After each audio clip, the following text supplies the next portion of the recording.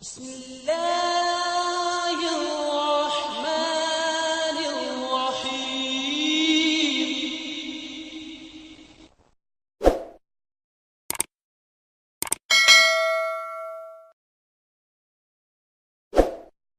السلام ورحمۃ اللہ وبرکاتہ۔ میرا سوال یہ تھا مہدی کے حوالے سے ہے۔ حضرت صلی اللہ علیہ وآلہ وسلم نے فرمایا اس مہدی کے والد کا نام میرے والد کے نام پر ہوگا اور ان کی والدہ کا، آنے والے مہدی کی والدہ کا نام میری والدہ کے نام پر ہوگا۔ اس کی وضاحت فرما دیں۔ جزاکم اللہ شکریہ۔ محترم مولانا منیر احمد صاحب خادم سے درخواست۔ یہ جو حدیث انہوں نے بتائی ہے، دراصل یہ جتنا بھی کلام حضرت صلی اللہ علیہ وسلم کا امام مہدی اور مسیح موعود وغیرہ کی آمد اور اس کی نشانیوں کے متعلق ہے، وہ سب کا سب آپ کے رویا اور کشوف ہیں، کیونکہ نبی ویسے تو غیب کا علم نہیں نہ رکھتا کہ سامنے بیٹھے ہوئے کوئی ایسی بات بیان کر دے کہ ایسا ہو جائے گا کل، ایسا نہیں ہوتا، بلکہ غیب کا علم جو نبی کو دیا جاتا ہے یا تو وہ الہام ہے جو قرآن مجید کی شکل میں موجود ہے ہمارے سامنے، وہی ہے، اور یا پھر رویا اور کشوف ہیں آپ کے، اور اس کے علاوہ قرآن مجید نے کوئی اور نئی طریقہ بتایا غیب کی بات کو بتانے کا۔ یہ بھی غیب کی ہی بات ہے جو حضور صلی اللہ علیہ وسلم فرمائی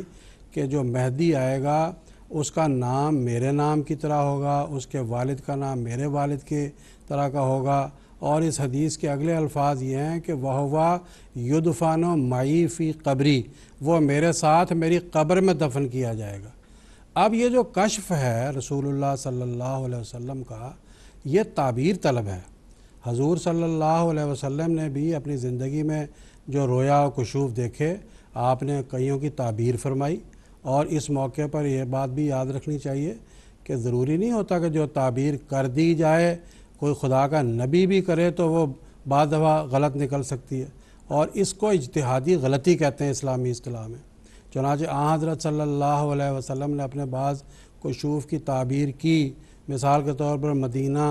ہجرت کر کے جانے کے متعلق آپ نے رویا میں دیکھا تو آپ نے سوچا، فرمایا کہ میں نے دیکھا ہے کہ پتھریلی زمین ہے، ابڑ کھابڑ، وہاں پہ ہجرت کر رہا ہوں، تو میں نے سوچا کہ وہ یمامہ ہوگی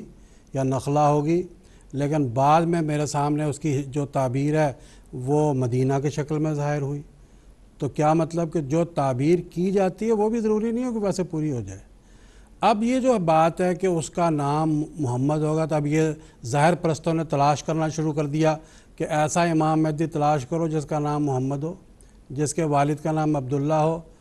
اور پھر کیا جب وہ فوت ہو جائے گا تو رسول اللہ صلی اللہ علیہ وسلم کی قبر کو نعوذ باللہ کھودا جائے گا اور اس میں اس کی تدفین کی جائے گی؟ کوئی بھی عقل مند اور جو ذی شعور آدمی وہ اس کو برداشت نہیں کرتا، اور نہ کبھی یہ بات ایسا کہے گا۔ تو صاف ثابت ہوا کہ اس کا مطلب ہے۔ مطلب کیا ہے؟ ایک مطلب تو اس کا یہ ہے کہ جیسے کوئی بچہ پیدا ہوتا ہے تو اس وقت سب سے پہلے اس کا نام رکھا جاتا ہے، اور وفات ہوتی ہے تو وہ قبر میں دفن کیا جاتا ہے۔ تو رسول اللہ صلی اللہ علیہ وسلم نے اس میں یہ ہم کو، اللہ تعالیٰ نے آپ کو یہ سمجھایا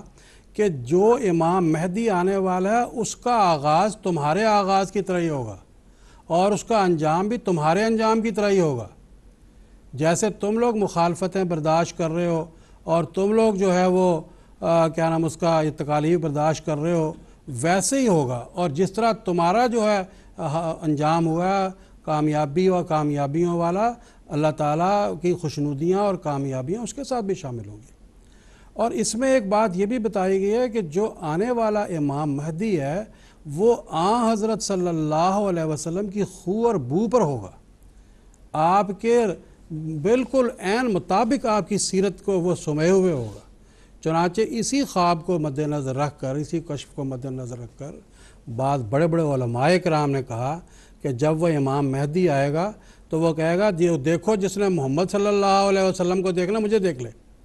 ہے جی، اور بھی بعض انبیاء کے نام لیے کہ جس نے ان کو دیکھنا مجھے دیکھ لے۔ تو کہنے کا مطلب یہ کہ محمد صلی اللہ علیہ وسلم کا پورا عکس وہ امام مہدی آپ کے اندر اپنے اندر سموئے ہوئے ہوگا، اور یہی مطلب ہے کہ وہ محمد ہوگا اور اس کے والد کا نام عبداللہ ہوگا. یہ تعبیریں ہیں ورنہ ظاہری چیز کوئی نہیں ہے. ظاہری تو میں نے بتایا کہ اگر وہ آخری حصے کی تعبیر کریں ظاہر طور پر لیں تو کیا کچھ بن جاتا ہے. اور اگر ظاہری طور پہ لینا پڑے تو سلیبیں بھی توڑنی پڑ جائیں گی, سوروں کو جنگلوں میں جا کے قتل کرنا پڑ جائے گا. تو اس بات کا لیے ہمیشہ یاد رکھنا چاہیے کہ یہ رویا اور کشوف ہے, اور رویا اور کشوف ہمیشہ تعبیر طلب ہوتے ہیں.